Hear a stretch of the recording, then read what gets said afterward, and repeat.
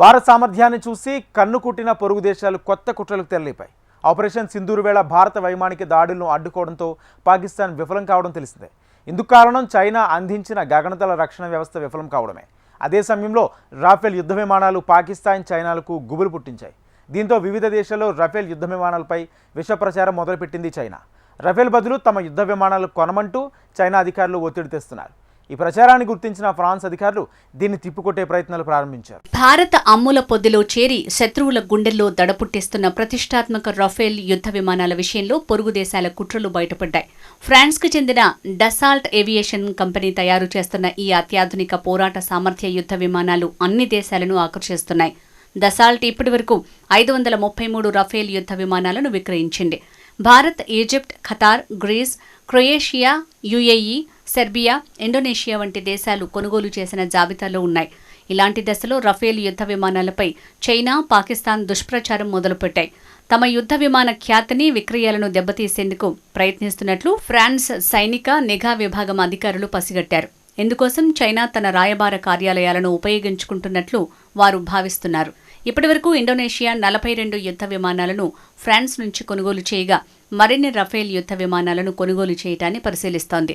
ఈ దశలో చైనా దౌత్య అధికారులు రంగంలోకి దిగిపోయారు. ఇటీవల భారత్, పాకిస్తాన్ ఉద్రిక్తతల అనంతరం రఫేల్ పనితీరుపై సందేహాలు వ్యాప్తి చేసేందుకు చైనా ప్రయత్నిస్తోంది. యుద్ధ క్షేత్రంలో రఫేళ్లు పేలవంగా పనిచేశాయని చెప్తూ వాటి అమ్మకాలను దెబ్బతీసేందుకు ఆ దేశ దౌత్య అధికారులు ప్రయత్నిస్తున్నారని ఫ్రాన్స్ అధికారులు గుర్తించారు. ఇప్పటికే ఆర్డర్ చేసిన దేశాలకు మరిన్ని రఫేళ్లు కొనుగోలు చేయొద్దని, ఆసక్తి చూపుతున్న ఇతర దేశాలకు చైనా తయారీ యుద్ధ విమానాలు తీసుకునేలా ప్రోత్సహిస్తున్నట్లు వారు తెలిపారు. తాజా పరిస్థితుల నేపథ్యంలో రఫేల్ ప్రతిష్టకు భంగం వాటిల్లకుండా కాపాడేందుకు ఫ్రాన్స్ అధికారులు చర్యలు తీసుకుంటున్నారు.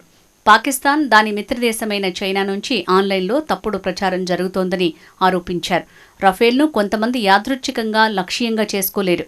శక్తివంతమైన ఈ యుద్ధ విమానం ఫ్రాన్స్ సామర్థ్యానికి ప్రతీక. దీన్ని టార్గెట్ చేసుకోవడం ద్వారా మా దేశ విశ్వసనీయతను దెబ్బతీసేందుకు యత్నించారు అని పేర్కొంది.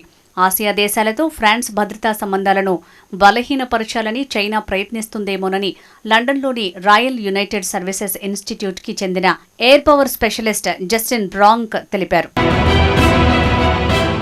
ఈ ఏడాది మే నెలలో పహల్గాం ఉగ్రదాడి తర్వాత భారత్ చేపట్టిన ఆపరేషన్ సింధూర్లో పాకిస్తాన్లోని ఉగ్రవాద శిబిరాలతో పాటు కీలక వైమానిక స్థావరాలు దెబ్బతిన్నాయి. అయితే ప్రతి దాడిలో తాము భారత్కు చెందిన 5 యుద్ధ విమానాలను నేలకూల్చామని, వాటిలో 3 రఫేళ్లు ఉన్నాయని పాకిస్తాన్ ప్రకటించింది. అంతటితో ఆగకుండా కూల్చిన యుద్ధ విమానం ఇదేనంటూ సోషల్ మీడియాలో ఫోటోలు షేర్ చేసింది. అయితే ఆ వీడియోలను ఫ్యాక్ట్ చెక్ చేయగా అవి పాకిస్తాన్లోని ఖైబర్ పఖ్తూన్ఖ్వాలో 2024లో జరిగిన ఘర్షణలకు సంబంధించినవిగా తేలింది.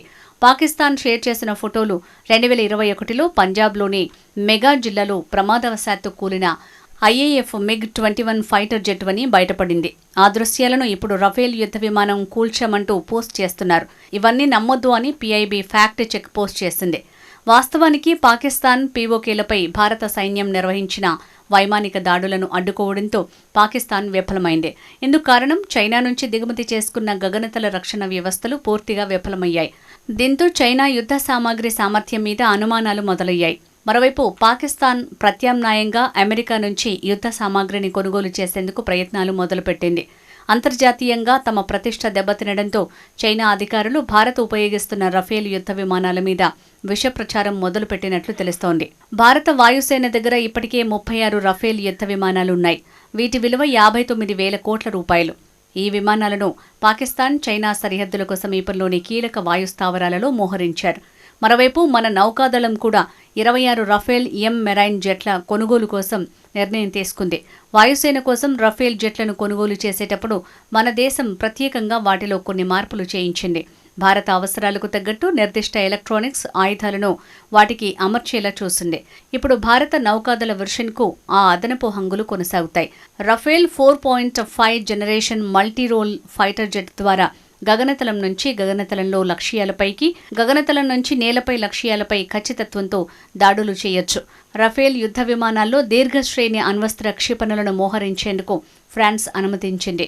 అందుకు అవసరమైన మార్పులను చేసింది. తమ వద్ద కొనుగోలు చేసిన యుద్ధ విమానాల్లో అణ్వస్త్ర క్షిపణులను అమర్చడానికి అమెరికా ఎట్టి పరిస్థితుల్లోనూ అంగీకరించదు. రఫేల్ జెట్లలో భారత్ నిర్దిష్టంగా చేయించుకున్న మార్పుల్లో శక్తివంతమైన ఆప్టికల్ వ్యవస్థ ఏర్పాటు కూడా ఉంది. ప్రత్యర్థి రాడార్ల కళ్లుగప్పే స్టెల్త్ యుద్ధ విమానాలను గుర్తించడానికి అది సాయపడుతుంది. చైనా నౌకాదళంతో తలపడినప్పుడు మన రఫేల్ ఎంకు ఇది బాగా ఉపకరిస్తుంది.